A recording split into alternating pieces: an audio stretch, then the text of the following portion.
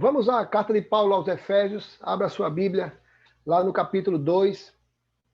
Posso dizer, sem sombra de dúvida, sem medo de errar, que é uma das páginas mais belas da Escritura Sagrada. Paulo escrevendo à igreja em Éfeso, fala exatamente dessa grandeza, daquilo que a graça nos proporciona. Capítulo 3 até o versículo 9. Não vou ler todo o texto, mas à medida que nós formos caminhando, a gente vai poder abordar alguns aspectos dessa graça, essa graça incondicional.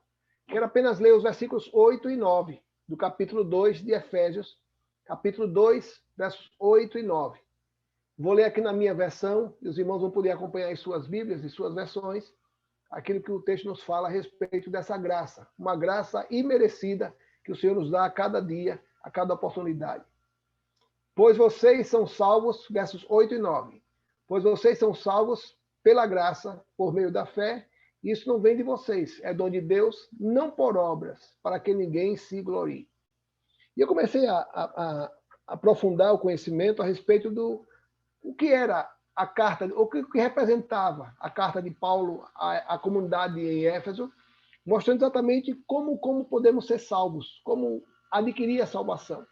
E muitos têm se esforçado, muitos têm se empenhado, muitos têm cumprido promessas, subindo de joelhos, subindo de cabeça para baixo, subindo com uma pedra na cabeça, por mais que porque as pessoas imaginam que quanto mais pesada for a carga, quanto mais sacrifício for a penitência, maior a perdão dos pecados. E a Bíblia em nenhum momento nos garante isso.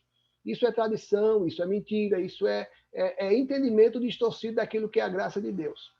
A primeira coisa que eu queria destacar, não como ensinamento, mas como conhecimento de quem era, o que era a comunidade de Éfeso, a primeira coisa que a gente precisa entender é que existe ainda um questionamento quanto à autoria da carta. Alguns defendem que não era de Paulo, mas a grande maioria dos comentaristas bíblicos, dos estudiosos, dos biblicistas, são aqueles que se debruçam sobre o estudo da Bíblia, defende que Paulo foi o autor da carta aos Efésios, baseado em 2 versos. Se você está com a sua Bíblia aberta na carta aos Efésios, a comunidade em Éfeso, pode ver no versículo 1 do capítulo 1, Paulo diz assim: Paulo está se identificando, apóstolo de Cristo Jesus, pela vontade de Deus, aos santos e fiéis em Cristo Jesus que estão em Éfeso, a vocês, graça e paz da parte de Deus, o nosso Pai e Senhor Jesus Cristo. Então, ele estava se identificando, ele estava dizendo exatamente quem estava escrevendo a carta. Mas também no capítulo 3, no verso 1, ele fala exatamente de si. Por esta razão, eu, Paulo, prisioneiro de Cristo Jesus, por amor de vocês, gentios. Então, por 2 aspectos, a gente pode identificar como sendo uma carta. Apesar dessa carta ser muito diferenciada, ou ser diferente, de outras cartas que Paulo escreveu, pela abordagem, pela ênfase com relação ao evangelho que é apresentada. Por isso que alguns questionam de que não era de Paulo essa carta. Mas os 2 versos nos dão a garantia de que realmente Paulo escreveu essa carta. Quando foi escrita essa carta de Paulo, ou onde foi escrita essa carta de Paulo? Aí não existe dúvida que essa carta, se foi de Paulo, os que defendem que foi de Paulo, foi na sua primeira prisão em Roma, por volta do ano 60. E é interessante que a carta de Paulo e a carta aos Colossenses e a igreja aos Efésios, ou a igreja em Éfeso, elas surgiram no mesmo tempo, surgiram numa mesma oportunidade. Por quê? Porque o portador da carta, você vai ver lá no capítulo 6, versos 21 e 22, mostra que Tíquico foi o portador, foi aquele que se encarregou de levar essas cartas, tanto a Éfeso como a Colossos, em nome do apóstolo Paulo. E, nesse aspecto, alguns dizem até que a partir daí, porque é quase a mesma abordagem que é feita aos Colossenses, a carta aos Colossenses, também é feita à igreja em Éfeso, as mesmas abordagens ou abordagens parecidas, ideias estavam quase que identificando uma das outras, ou igualando umas às outras. E é interessante que era uma condição das comunidades que estavam vivenciando situações como aquela. Então, tanto Colossenses como Efésios, elas têm uma mesma abordagem, porque as comunidades a quem Paulo estava se dirigindo estavam enfrentando os mesmos problemas ou problemas parecidos. Comecei a pesquisar a respeito da abordagem de Paulo à igreja em Éfeso, ou a carta aos Efésios, E encontrei pelo menos dois aspectos que são marcantes na carta aos Efésios. Primeiro é o chamado mistério. Não um mistério que não é revelado, um mistério que não é conhecido, algo que continua sendo escondido ou que continua oculto, mas os vários aspectos do ministério ou do mistério de Deus revelado às pessoas nos mais diversos níveis, nas mais diversas condições em que as pessoas se encontram. Por exemplo, você tem uma ideia, no capítulo 1, o mistério é o mistério de Deus. Ele contempla, ou ele agracia, ou ele presenteia cada coisa com as coisas do céu e as coisas da terra. E ele começa a mostrar que o mistério do capítulo 1 é que tudo está no controle de Deus. Você vai perceber isso lá nos versos 9 e 10. Que tanto os judeus como os gentios vão fazer parte da sua glória. Paulo, em algum momento, ele começa a mostrar que não existe distinção para com Deus. Tanto os judeus quanto os gentios, e gentios eles não sabem que eram todos aqueles que não faziam parte da linhagem de dos judeus, dos patriarcas, daquilo que eram os patriarcas, Abraão, Isaac e Jacó. Para vocês terem uma ideia, existia o batismo de iniciação ao judaísmo, aqueles que não nasceram dentro da linhagem dos judeus, poderiam se tornar judeus através de batismo. E é interessante que a gente encontra lá na beira do Rio Jordão, João Batista, batizando, não o batismo para transformar alguém em judeu, mas transformar alguém em uma nova criatura. O batismo da transformação, da conversão, da transformação numa nova criatura. João Batista começa a mostrar que aquele batismo não é para entrar dentro de uma linhagem humana, mas ser inserido dentro de uma linhagem divina, daquilo que Deus estava agindo no meio do mundo. No capítulo 2, a gente encontra perfeitamente o mistério que tanto os judeus quanto os gentios, eles são salvos pela graça. E é nessa abordagem que nós vamos trabalhar daqui a pouco. Então ele mostra que não tem diferença, que não tem distinção. Ah, porque eu faço parte da linhagem de Abraão, o meu pai Abraão, mas para Deus não faz diferença. O importante é que todos são agraciados com essa mesma graça. Ou seja, agora imagina isso, dentro dos ouvidos do entendimento dos judeus. Se comparando a eles com os gentios, com pessoas que tinham os mesmos direitos dele, apesar de não fazerem parte da linhagem dos patriarcas. Era algo destacável que Paulo precisou usar de muita coragem para identificar isso e para declarar isso. No capítulo 3, o mistério, é quando Paulo aborda com muito mais profundidade a missão que estava reservada a Cristo. E ele identifica que Cristo é o cabeça de todos os crentes. Nós somos o seu corpo. E nesse corpo os crentes são co-herdeiros, ou seja, são herdeiros herdeiros, ou seja, herdeiros de maneira conjunta. Esses membros que fazem parte do corpo, que participam, que experimentam da mesma promessa. Uma promessa que foi oferecida a Jesus e que de maneira sequenciada ou de maneira como herança nos alcançou a todos. No capítulo 4, a ênfase do mistério é o corpo trabalhando em unidade. Apesar da diversidade, ele concedeu uns para pastores, profetas, líderes, professores e tal. Essa diversidade de dons, mas com um propósito. Até que todos cheguemos à unidade da fé, varão perfeito, não sejamos mais como crianças, jogados de um lado para o outro. Ou seja, toda a abordagem da maturidade, isso é que é a abordagem do capítulo 4. No capítulo 5, ele já se dedica com relação, de maneira tão simbólica, ele mostra exatamente do amor de Cristo para com a igreja e simboliza isso numa relação matrimonial. Que a mulher submissa ao marido, e essa palavra muitas vezes passa a ser entendida como uma ofensa, como alguém que está sendo subjugado pelo marido, a mulher precisa se humilhar. Mas você vai se humilhar ou vai ser submissa a alguém que lhe ama como Cristo amou a igreja. Ou seja, uma relação de troca. Se alguém me ama, se alguém me ama da mesma intenção, com a mesma maneira, como Cristo amou a sua igreja e deu a sua vida por ela, essa pessoa não vai querer o meu mal. Essa pessoa não vai querer me colocar lá embaixo no capricho, como capacho, e me submeter à humilhação. Não. Essa pessoa vai me tratar de maneira igualitária.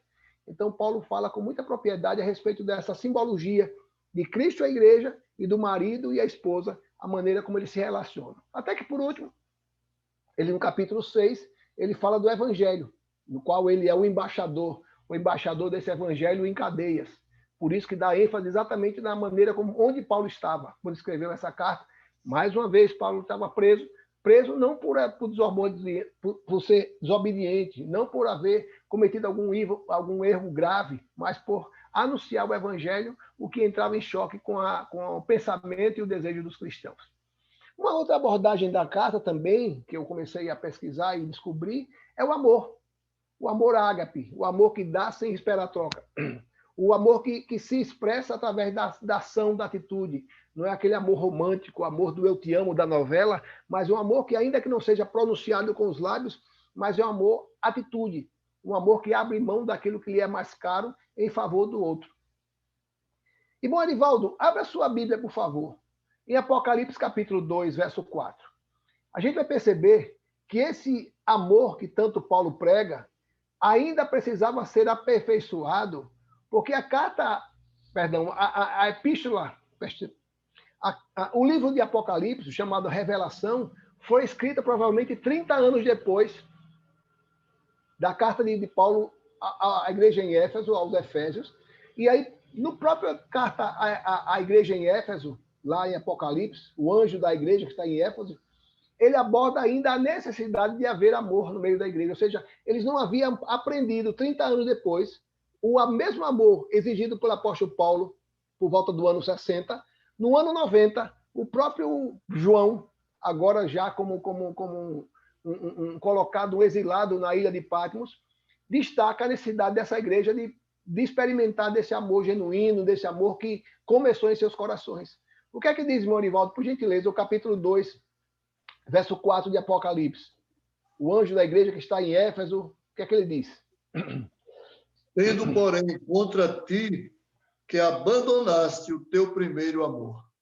Pronto. Então, Paulo não, agora já João já destacava exatamente essa necessidade de que o amor pudesse frutificar, que o amor pudesse existir. Porque eles viviam, irmãos, ali dentro de um contexto pressionados por doutrinas heréticas, que desvirtuavam a verdadeira mensagem do evangelho. Então eles começaram a ser minados, começaram a ser tentados a fugir da proposta original do evangelho e começaram a ceder a essas falsas doutrinas. E aí o apóstolo Paulo fala, combate com muita insistência quanto ao amor, o amor ágape, o amor perfeito, o amor sacrificial. E aí, 30 anos depois, está lá João escrevendo a igreja em Éfeso, a igreja que está em Éfeso, dizendo, olha, eu tenho contra ti que você continua precisando voltar ao primeiro amor. Mas eu comecei a olhar para essa carta de Paulo aos Efésios, mais precisamente no capítulo 2, e quero destacar, como disse no início para os irmãos, de maneira tão sucinta, os trechos que a gente vai ler do capítulo 1 até o capítulo 3, capítulo 2, do versículo 3 até o versículo 10, versículo 9.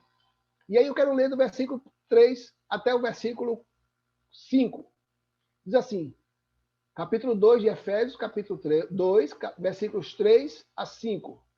Vocês estavam mortos em suas transgressões e pecados, nos quais costumavam viver quando seguiam a presente ordem desse mundo e o príncipe do poder do ar, o espírito que agora está atuando nos que vivem na desobediência. Anteriormente, todos nós também vivíamos entre eles, satisfazendo as vontades da nossa carne, seguindo os desejos e pensamentos, como os outros éramos, por natureza, merecedores da ira. E eu estava encontrei um comentarista bíblico, o Mateus Henry, e ele faz uma alusão a respeito da origem da criação, da maneira como Deus conduz a criação, todo o processo de transformar o zero, o nada, o caos, em algo visível, algo experimental, algo que eu possa tocar. E ele começa a mostrar exatamente uma cena de desolação, quando ele apresenta o caos e a terra sem forma e vazia, na nossa condição de pecadores.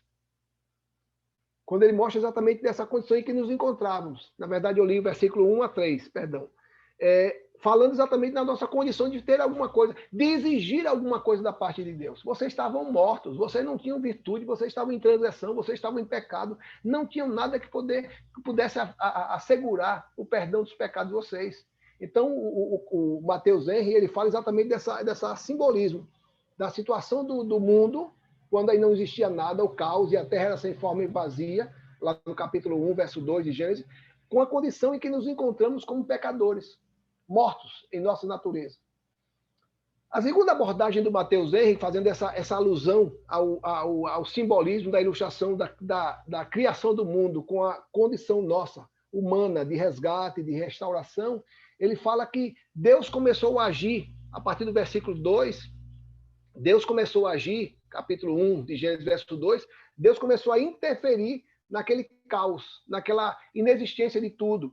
Do mesmo jeito, no versículo 4 do capítulo 2 de Efésios, ele mostra exatamente a ação de Deus dentro do nada, ou dentro do perdido, dentro daquilo que não tinha valor, daquilo que não tinha nada, nenhum sentido de existência.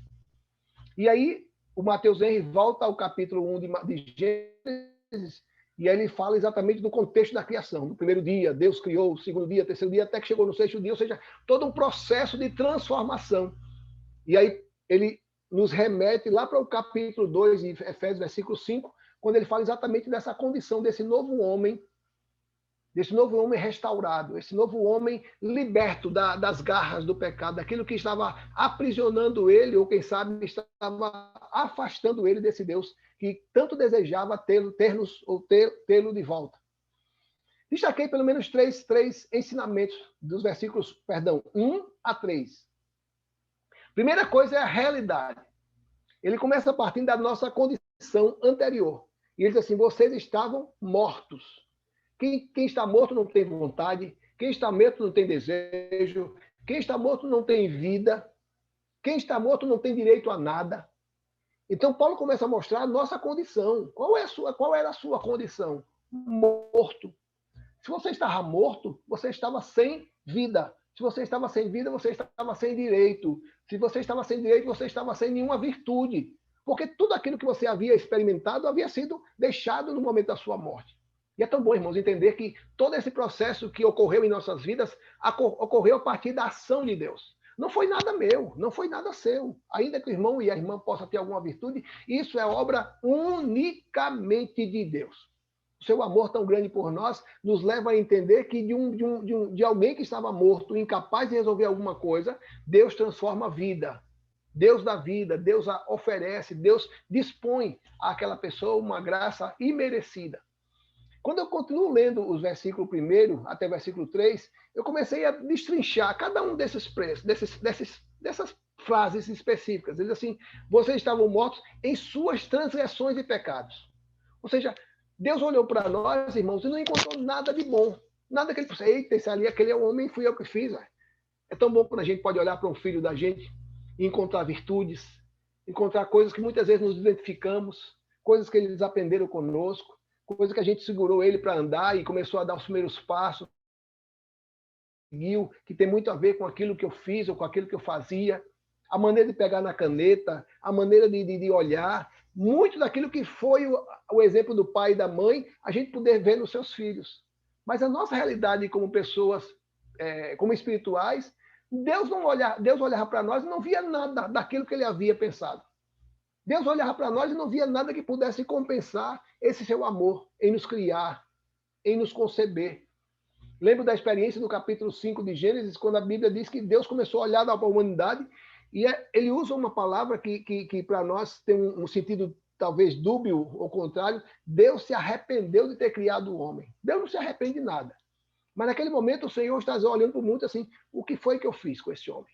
Até que ele olha para uma família, a família de Noé, sua esposa, seus filhos, suas noras, e através de Noé, Deus restaura a humanidade.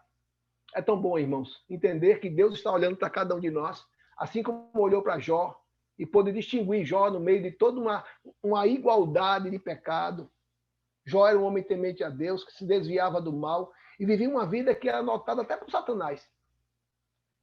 O texto continua no versículo 1, assim, vivíamos entre eles.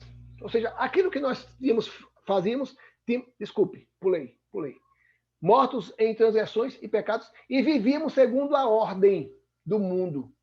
Uma ordem desorganizada ou desordenada. A ordem é aquilo que impera. A ordem, a partir de agora, é tal. Então, aquilo que impera no mundo são os valores carnais, os valores que não edificam em nada as nossas vidas. São os valores que entristecem o coração de Deus. São os valores que a humanidade hoje identifica como sendo virtude. Diga uma virtude sua. Olha, eu sou uma pessoa esperta. Eu sou uma pessoa que quer levar vantagem. E, na verdade, isso não é virtude nenhuma. Isso é você passar por cima do outro. Você usar da sua esperteza e fazer um bom negócio enquanto o outro fez um mau negócio. Então a gente vive segundo a ordem, a gente vivia, perdão, segundo essa ordem, mas uma ordem desorganizada, uma ordem invertida, com as escalas de valores totalmente distorcidas daquilo que era a vontade de Deus. Mas ele diz a origem, ele diz assim, conduzida pelo príncipe do poder do ar. Pecado tem nome. Pecado chama-se Satanás. E é ele quem conduz a ordem do mundo. Toda vez que nós cedemos a essa ordem do mundo, passamos a ser escravos, passamos a ser conduzidos por aquele que é o dono do mundo. Dono do mundo no sentido de mundo caos, mundo cosmo, o mundo que está à nossa volta. E ele continua dizendo assim, o mesmo que continua atuando nos que escolheram a desobediência como companhia. Ou seja, aqueles que abriram mão de obedecer a Deus, aqueles que deixaram de lado a importância de seguir a Deus e passaram a viver de maneira que agradasse as suas vontades, os seus gostos, os seus desejos. Não tem coisa melhor do que a gente experimentar dessa certeza. Que um dia nós vivemos assim, um dia nós fomos, um dia nós vivenciamos e experimentamos disso. E digo que com tristeza, irmãos, que muitas vezes tenho observado que muitos que se dizem cristãos estão, quem sabe, desejosos de voltar a praticar as mesmas coisas do passado. Vive uma luta entre passado e presente. Aquilo que eles largaram, aquilo que eles abandonaram, logo, logo passa a ser algo vivido, experimentado por eles. E existe uma luta muito grande entre aquilo que eu larguei, entre aquilo que eu abandonei e aquilo que eu desejo para a minha vida. Como se pecado fosse virtude, como se tivesse uma vida marcada pela desobediência a Deus fosse algo bom. E aí muitas vezes as pessoas vivem nessa luta, uma luta em eu abandonei, mas não abandonei de vez. Eu continuo sempre me utilizando desse pecado de estimação para fazer algumas tarefas, para realizar alguns trabalhos. Isso não é saudável, porque a gente não abandonou, as pessoas não abandonaram por completo aquilo que precisava ser abandonado. Quando olhe para a expressão do apóstolo Paulo, e ele diz, anteriormente todos nós.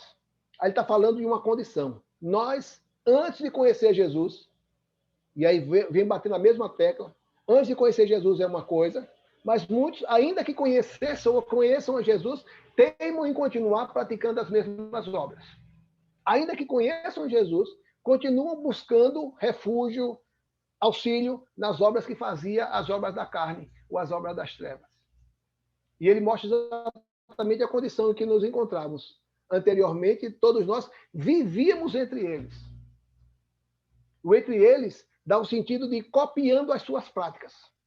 Nós estávamos não só com eles, mas estávamos copiando as suas práticas. Eles passavam a ser nossos professores. Passavam a ser pessoas que ditavam as regras. Pessoas que mostravam exatamente a maneira certa de ser bem conduzido. Ou pessoa próspera, uma pessoa bem-sucedida, se assim posso dizer. Então, não só nós vivíamos entre eles, mas estávamos copiando as suas práticas, imitando as suas atitudes. E aí, quando ele diz, mas entre eles, vivíamos entre eles, está mostrando o sentido de ser conivente, de fechar os nossos olhos para aquilo que parece mentira. O que é que você acha? Por mim, está tudo bem. Domingo passado, no Farol, pela manhã, eu preguei sobre a atitude de Pilatos, e Pilatos passou para a posteridade como aquele que lavou as mãos. E muitas vezes, ainda que identificando o que é pecado, muitas vezes nós queremos lavar as mãos, porque é mais cômodo, mais conveniente, que não exige nada de mim. Precisamos ter muito cuidado, irmãos. Jesus já dizia em Mateus que aquele que não é comigo é contra mim. Aquele que não ajunta, espalha. Então precisamos ter uma definição quanto às nossas atitudes, quanto às nossas práticas, se eu sou a favor ou se eu sou contra. E aí ele termina dizendo assim, atendendo aos desejos da carne. Atendendo aos desejos da carne. Ou seja, é tão bom a gente entender que a carne clama, a carne apela, a carne exige atitudes danosas, atitudes nocivas às nossas vidas. Quando falei no começo do nosso encontro, falando de Romanos, em Efésios também existia muito a chamada os agnósticos. Eram aqueles que também defendiam que você podia fazer qualquer coisa com a sua carne que não interferia no seu espírito. Que espírito e carne podiam conviver, ainda que dentro de um mesmo corpo, mas que não eram isoladas. O homem podia pecar, errar, mentir, fazer o que pudesse, contanto que o seu espírito permanecesse inalterado, permanecesse santo, como se a gente pudesse separar o homem do seu carnal do seu espiritual. Isso não é verdade. E aí Paulo fala à igreja, aos Gálatas, capítulo 5, verso 19 a 21, sobre as obras da carne. Ora, as obras da carne são manifestas: imoralidade sexual, impureza, libertinagem, idolatria, feitiçaria, ódio, discórdia, ciúmes, ira, egoísmo, dissensões, facções, inveja, embriaguez, orgias e coisas semelhantes a essas. E ele diz assim: eu vos advirto, como antes já os adverti, que os que praticam estas coisas não herdarão o reino dos céus. E aí Paulo termina essa sentença assim: imitadores nas práticas e nos pensamentos. Em função disso, o nosso castigo era certo e merecido. Aquilo que tínhamos a receber como recompensa das nossas práticas, nós iríamos receber naturalmente, porque nos levava a entender que essas práticas culminavam com uma consequência danosa para as nossas vidas. Mas encontro aqui perfeitamente, nesses 3 primeiros versos, os 3 inimigos para aqueles que escolhem ou escolheram não viver assim. Ou que escolheram viver assim, perdão. Aqueles que escolheram viver assim. Primeiro, o mundo. As suas práticas. Tudo aquilo que o mundo dita como regra. Tudo aquilo que o mundo dita como normal. A gente vive hoje uma inversão de valores. Aquilo que é o normal passou a ser anormal. E aquilo que é anormal passou a ser normal.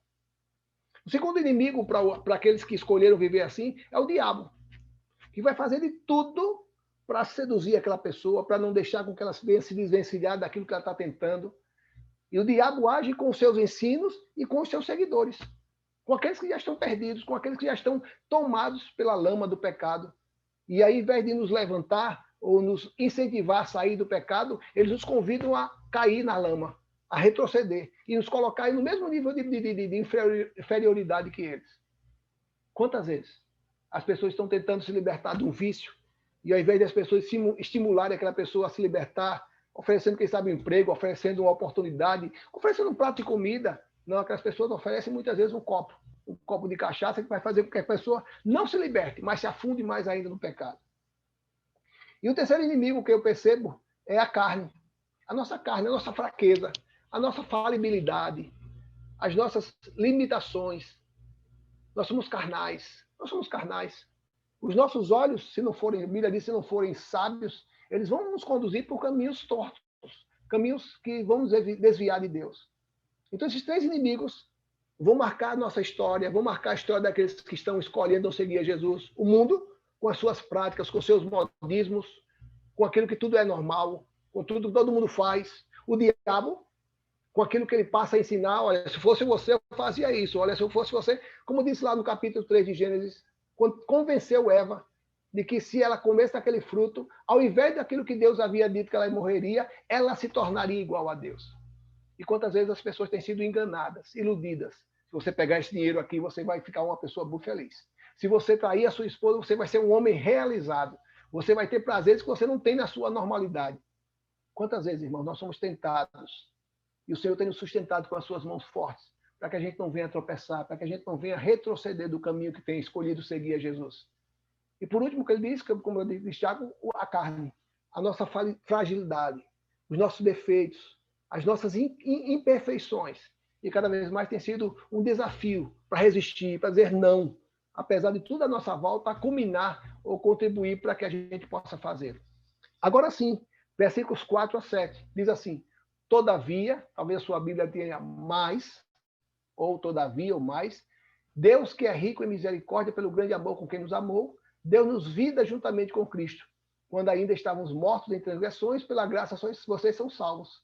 Deus nos ressuscitou com Cristo, com Ele, e nos fez assentar nos lugares celestiais em Cristo Jesus, para mostrar nas eras que hão de vir a incomparável riqueza da sua graça, demonstrada em sua bondade para conosco em Cristo Jesus.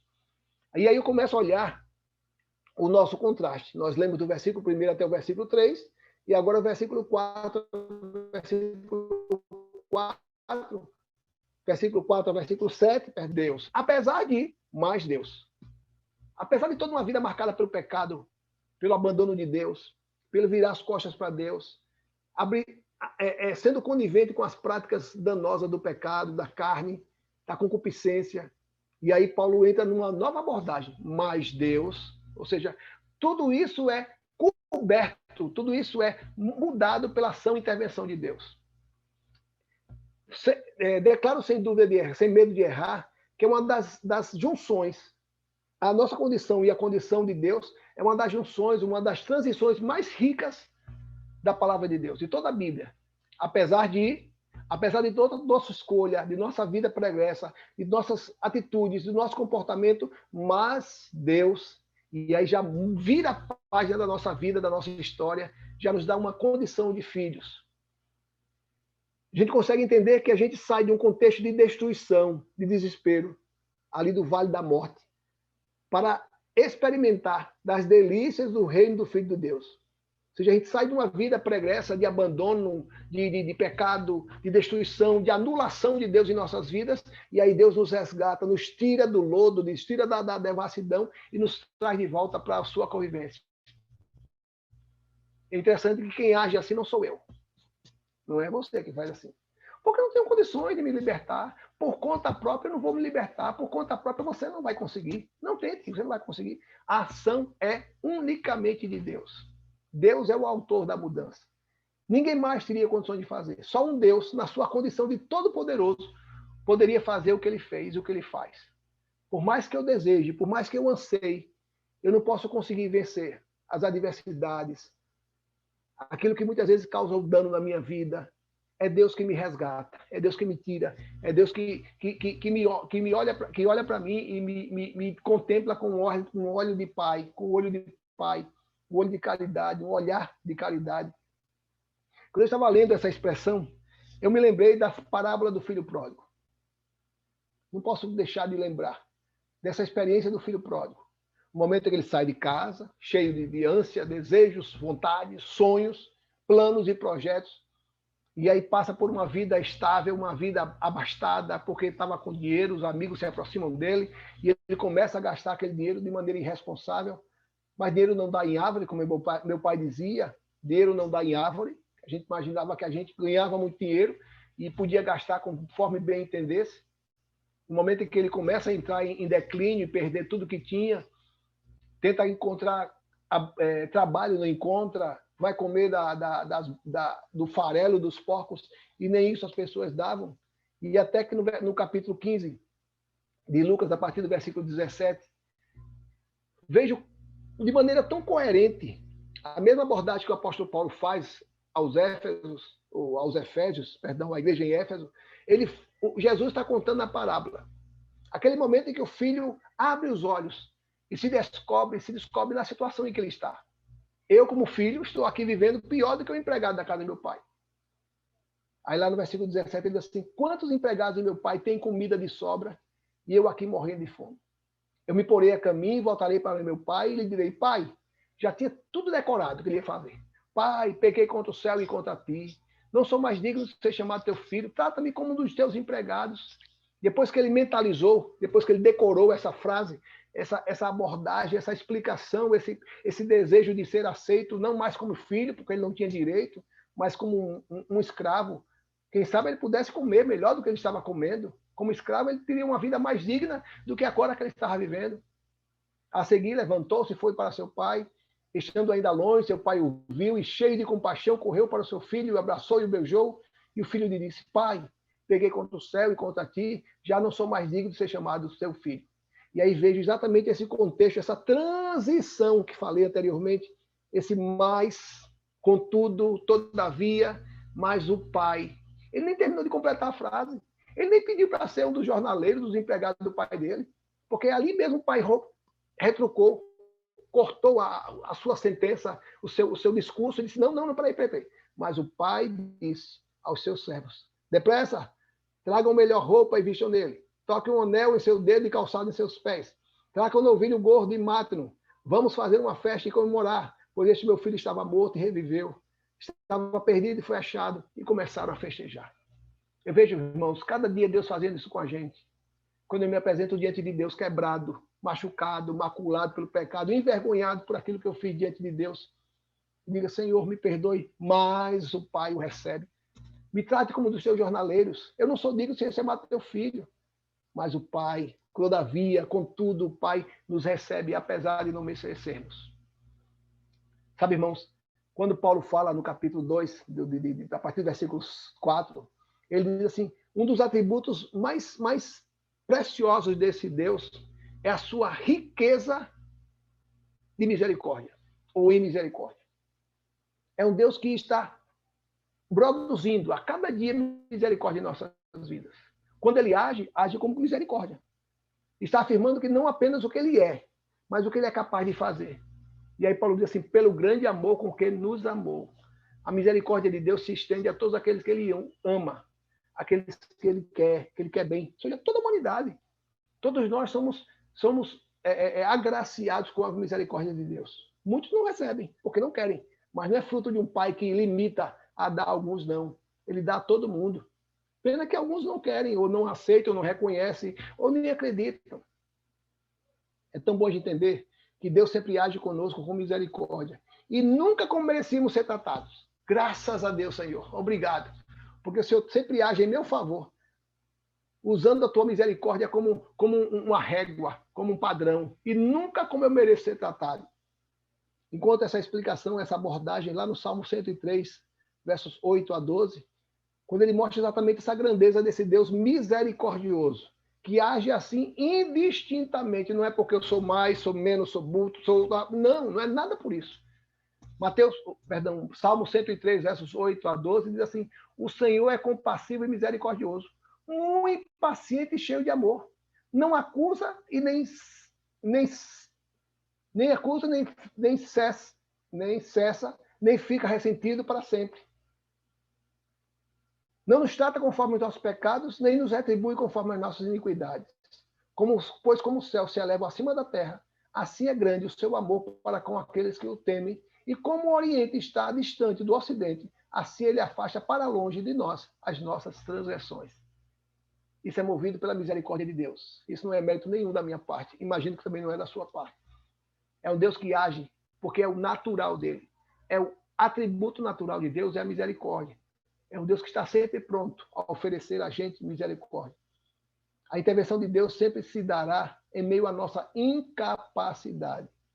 Aí Paulo volta para Paulo lá em Efésios capítulo 2, versos 4 e 5. Quando ainda estávamos mortos em transgressões, porque pela graça sois salvos. Deus nos ressuscitou com Cristo e nos fez assentar nos lugares celestiais em Cristo Jesus. Olha, eu não mereço. Eu sei que você não merece, mas eu estou fazendo isso por mim, não é por você, não. Pelas suas virtudes, não. Eu estou fazendo porque eu te amo. Eu estou fazendo porque você merece, não, porque eu sou um Deus misericordioso. É tão bom entender esse Deus sempre agindo em nosso favor, sempre desejando o nosso resgate, a nossa redenção. Aí destaquei pelo menos 3 aspectos dessa ação de Deus para conosco. Primeira coisa, nada que possamos fazer pode compensar a sua ação. Nada. Subir com a pedra na cabeça, subir de joelho, subir plantando bananeira, subir descalço. E a gente tem visto muito isso. Pessoas as mais diversas tentando compensar aquilo que Deus tem feito. Tente não, meu irmão, tente não. Apenas agradeça e receba. Porque Paulo diz assim, porque quando ainda estávamos mortos em transgressões. Eu não fiz nada para que pudesse receber. Pelo contrário, antes de qualquer iniciativa minha, ele já fez. Ele já tomou a iniciativa. Jesus, em João capítulo 15, verso 16, diz que antes que a gente ame ele, ele já nos amou primeiro. Iniciativa de Deus. Não esperou que eu pudesse agir em benefício, em favor, em função daquilo que ele fez por mim. Que coisa maravilhosa. O segundo aspecto dessa ação de Deus para conosco, que tem um propósito de testemunhar. Para que eu possa usar disso para anunciar às pessoas que estão vivenciando fora desse contexto, imaginando que possam compensar alguma coisa que Deus já fez em seu favor. E diz assim, para mostrar nas eras que hão de vir, a sua vida, a minha vida, precisam sinalizar, apontar para tudo isso, para que Deus tem feito a cada dia. Coisas que eu nem percebo, mas Ele continua com a sua mão estendida sobre a minha vida, sobre a sua vida. E o terceiro aspecto dessa ação de Deus para conosco é uma característica inconfundível de sua graça. A incomparável, ou seja, não tente comparar, a incomparável riqueza de sua graça, demonstrada em sua bondade para conosco em Cristo Jesus. Ou seja, além de ser incomparável, é uma riqueza de graça, de sua graça. É algo inesgotável, é uma fonte sem fim, que brota a cada dia, que brota a cada novo dia, está brotando, brotando, e a gente tem sempre à nossa disposição. Não para usar de maneira irresponsável, não, mas para usar sempre que necessário. Enquanto o terceiro aspecto dessa graça que nos é oferecida, se antes falei do presente, do passado, agora volto a destacar mais uma vez o presente. O presente que move o coração desse Deus em nosso favor. Versos 8 a 10. Pois vocês são salvos pela graça, por meio da fé, e isso não vem de vocês. É dom de Deus, não por obras, para que ninguém se glorie, porque somos criação de Deus, realizada em Cristo Jesus, para fazermos boas obras, as quais Deus preparou de antemão para que nós a praticássemos. A primeira coisa que eu preciso entender é que Deus anula toda e qualquer participação da nossa parte. Eu não tenho importância, você não tem importância. As suas obras não têm sentido, porque Deus já tomou iniciativa. Na nossa salvação, eu não posso fazer nada. Salvação é de graça. De graça no sentido literal mesmo, é de graça. É aceitar. É como se no centro da cidade, aí em Arapiraca, tivesse uma liquidação, vou usar as irmãs aí como pretexto, tivesse uma liquidação oferecendo sapato de graça. Ah, mas eu não calço. Tem o meu número? Tem seu número. Tem o modelo que eu quero? Tem o modelo que você quer. Ah, mas eu não quero. O problema é seu. Mas o sapato está sendo oferecido. Sei que é uma ilustração muito rasa, muito pequena diante daquilo que Deus é, mas é mais ou menos como funciona a graça. Ela funciona a todos. Só não alcança, só não recebe, só não dispõe dela aquele que não quer, aquele que não deseja. Mas é uma graça de graça que é oferecida a todos nós. Tão bom a gente poder entender desse Deus que age sempre assim. Não é quando Deus acorda de mau humor, ele muda de atitude. Não é quando a gente faz raiva a ele que ele muda de comportamento com a gente. Não. Deus é assim o tempo todo. Eu sou bonzinho? Sim, Deus vai ser bom. Tenho sido relapso? Deus continua sendo bom. Eu tenho sido negligente? Deus continua sendo bom. Os 3 versos seguintes apresentam um plano da salvação. Um plano singular, talvez só idêntico a João 3,16. Que mostra exatamente dessa graça que é originada em Deus e volta para Deus. A graça se inicia em Deus e tudo volta para Deus, no sentido nosso, que nos alcança e através da reação que temos para com essa graça, temos sido oferecidos, temos sido motivados a voltar para Deus. Primeira coisa que tudo se origina na graça de Deus. É Ele quem toma a iniciativa de fornecê-la. A salvação é dada a todos aqueles que são totalmente indignos, que como base na pessoa, somente na pessoa e obra de Jesus Cristo. Se você não é digno, não se preocupe, eu também não sou digno, não. Se você não faz por onde receber, não fique tranquilo, você não está sozinho nesse time, não. Eu também não sou merecedor, não. Se você não tem feito nada em favor de receber, fique tranquilo, todos nós estamos na mesma condição que você. Isso é atitude, iniciativa, obra unicamente do nosso Deus. A segunda coisa que eu descubro aqui é que ele é oferecido em forma de presente. É oferecido em forma de dom. Dom, sinônimo de presente, que é oferecido a todos. Como eu falei da questão de maneira tão rasteira, a ilustração da loja no centro da cidade que está oferecendo sapatos, em nada se compara com aquilo que Deus faz em nosso favor. Mas só aqueles que um dia abraçaram essa graça sabem testemunhar do valor que ela tem. É tão bom a gente experimentar disso e poder dizer assim, olha, eu já experimentei, eu tenho experimentado e não quero abrir mão disso. Eu tenho experimentado, eu tenho sido alvo dessa graça de Deus e não quero abrir mão nem um momento dela, porque essa é a razão de eu poder hoje experimentar de uma nova vida. Porque os meus métodos, as minhas virtudes, não tenho nenhum que possa compensar essa graça de Deus em meu favor. É tão bom a gente poder ter essa certeza, irmãos, que eu não sou nada, ou que aquilo que eu possa fazer em nada pode compensar a graça de Deus que é estendida a cada um de nós. E a terceira e última coisa, a maneira como recebemos essa salvação é unicamente pela fé. Pela fé. O escritor aos Hebreus diz lá no capítulo 11 que sem fé é impossível agradar a Deus. Se você imagina que não vai receber, não vai receber. Não vai receber. Mas se você crê, não porque eu estou dizendo, não porque eu estou afirmando, mas pela fé numa relação com Deus, um Deus que promete e cumpre aquilo que ele promete, a gente pode experimentar. A gente pode experimentar. Tem coisa melhor do que a gente poder crer num Deus que é fiel. E a Bíblia diz que mesmo que sejamos infiéis, ele permanece fiel. A fé significa que se um homem entrega, ainda que na condição de pecador e culpado, recebe do Senhor a esperança da salvação. Ah, mas eu não comprei ainda, não tenho nada. É desse jeito que ele quer. Para que não venha de você. Para que não produza em minha vida, estou falando de mim, nenhuma vaidade. Olha, eu que comprei. Sabe esse dízimo aí? Quem deu fui eu. Sabe esse prédio aqui, quem construiu? Fui eu. Esse cimento que precisou construir, fui eu, irmãos. Não é assim que Deus age. João já dizia que ele cresça e que eu diminua. Que coisa maravilhosa experimentar dessa relação com Deus, que ele não nos valoriza por aquilo que somos. O mundo valoriza aquilo pelo nosso endereço. Onde é que você mora? Ah, eu moro aqui no Aldebaran. Ah, eu moro aqui no bairro planejado. Ah, eu moro aqui no condomínio fechado. Não, Deus não valoriza assim, não. Ah, Deus valoriza pelo dízimo que eu dou. Pior. Porque Jesus identificou como sendo maior o dízimo aquela viúva que deu 2 moedas. Mas com certeza Deus me valoriza pela roupa que eu uso. Não, tá? Isso é pensamento seu. Isso é ilusão da minha parte, da sua parte. O pai amou o filho esfarrapado, sujo, que não merecia ser filho. Sabe, irmão, nessa relação de Deus para conosco,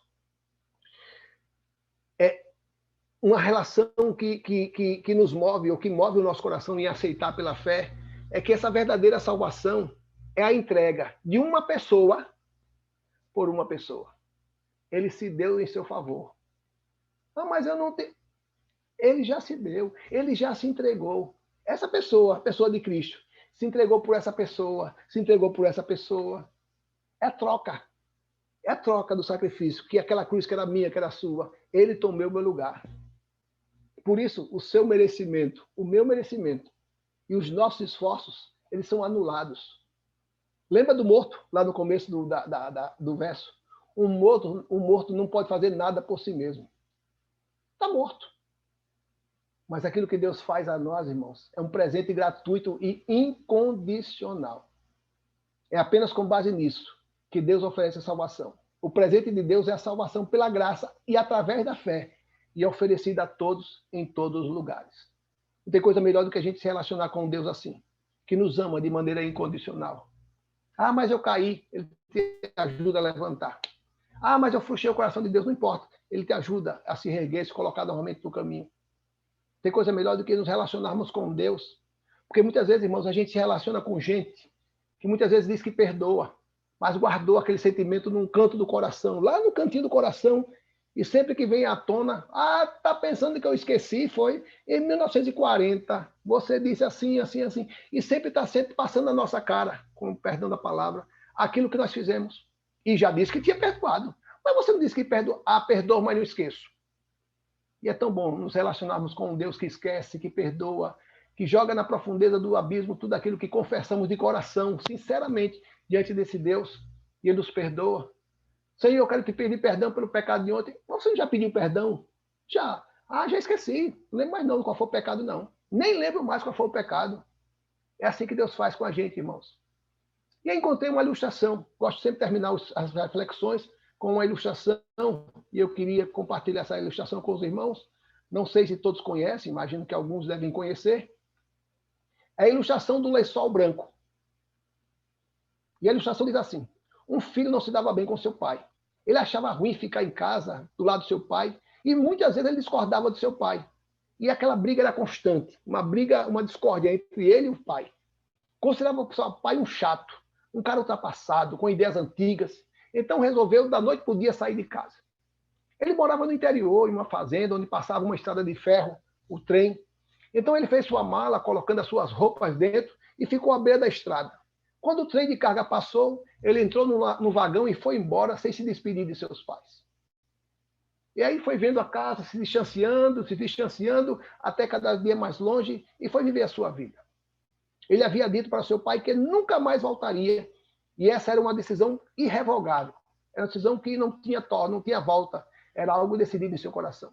Foi para cidades, a cidade grande, grande em tudo, em gente, em desafios, em oportunidades, em empregos. Porém, não conseguiu encontrar emprego em lugar nenhum. Isso começou a gerar nele muita dor, muita tristeza. E logo começou a se misturar com pessoas que viviam uma vida pregressa.